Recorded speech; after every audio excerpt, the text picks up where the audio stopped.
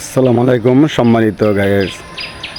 আমি আপনাদেরকে সুন্দর একটা টিপস দিতেছি। দেখেন, আজকে আমাদের বাংলাদেশের যে একটা সমস্যা হচ্ছে, এখন আমি যদি একটা পণ্য আমি ব্যবসা করি, আমি একটা পণ্য আপনাদের কারো কাছে বিক্রি করি, এখন আপনি যদি বাড়িতে যাওয়ার পথে ওই যে পণ্যটা যদি ভাঙ্গেলান বা নষ্ট করেন, তখন আমার তো কোনো ক্ষতি নাই, আপনারও ক্ষতি। যেহেতু আমি তো টাকা নিয়ে নিছি আপনার কাছ থেকে, এখন আপনি পণ্যটা ভাঙ্গেন নষ্ট করেন, এটা আপনার লস। আপনার তো কোনো সময় দরকার লাগে আবার আমার কাছ থেকে নেবেনই।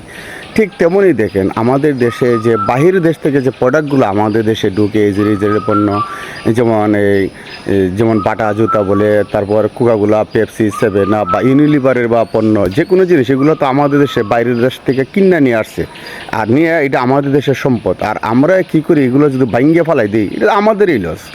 যেহেতু আমরা বাইরের দেশ থেকে কিনে আনছি, আর ওরা তো বাকি দিবে না, এগুলো নগদই বিক্রি করে। এখন আমাদের দেশের মানুষ এই চিন্তা করার দরকার যে আমরা যে পণ্যগুলো বাইরেতে কিনে নিয়ে আসছি, আমরা এটারে কাজে লাগানো লাগবে, এবং পরবর্তীতে যদি আমরা এটা বয়কট করতে চাইতে বাইরের থেকে আমরা কেনা দরকার নাই। আর বাইরের রাষ্ট্রের যদি পণ্যটা না কিনি, তখন তাদের সমস্যা হইতে পারে, এফেক্ট হইতে পারে।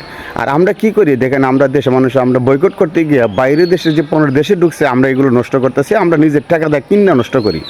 আর ওনারা কোনো ক্ষতি নাই, কারণ ওরা তো বিক্রি করে ফেলছে। আমরা এই জিনিসটা চিন্তা করা দরকার, যদি পারা যায় যে পণ্যটা যাতে বিদেশ থেকে না আসে দেশে, ওইটা নিষেধ দেওয়ান, এটা হইলে আমাদের বয়কট করলে খাটবো। কিন্তু আমরা দেশের যে পণ্যগুলো নষ্ট করা, এটা হইলে একদম সম্পূর্ণ আমরা বোকামি করা। ওকে, আসসালামু আলাইকুম।